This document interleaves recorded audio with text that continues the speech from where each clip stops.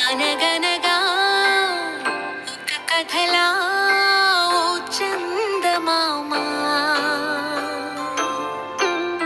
కడవరకు కరగదులే ఈ అమ్మ ప్రేమ.